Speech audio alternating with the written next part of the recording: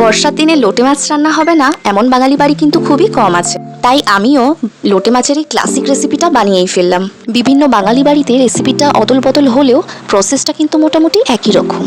আজকের এই উপকরণে রয়েছে টমেটো কুচি, লঙ্কা কুচি, পেঁয়াজ কুচি, আদা ও রসুন।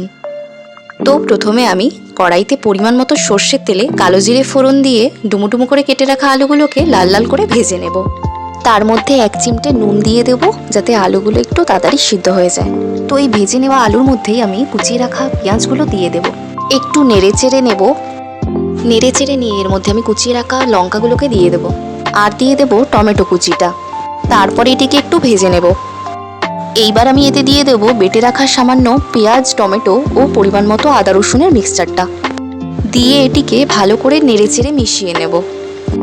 এইবার আমি একে একে এতে গুঁড়ো মশলাগুলি অ্যাড করে দেবো, যেমন 1 চামচ হলুদ গুঁড়ো, 1 চামচ লঙ্কার গুঁড়ো এবং স্বাদ মতো নুন।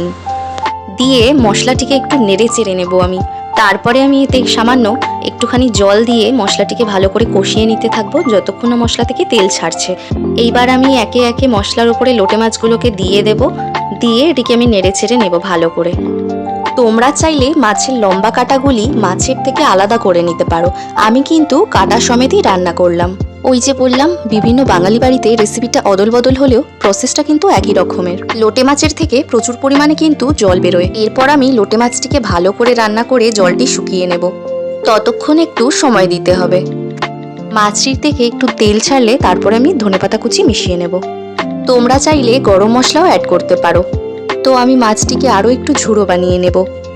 ব্যাস তৈরি আমাদের চিরাচরিত বাঙালির প্রিয় লোটে মাছের ঝুড়ির রেসিপি।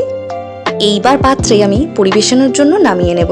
তো বন্ধুরা, কেমন লাগলো অবশ্যই কমেন্ট বক্সে জানিও। আজকের জন্য টাটা।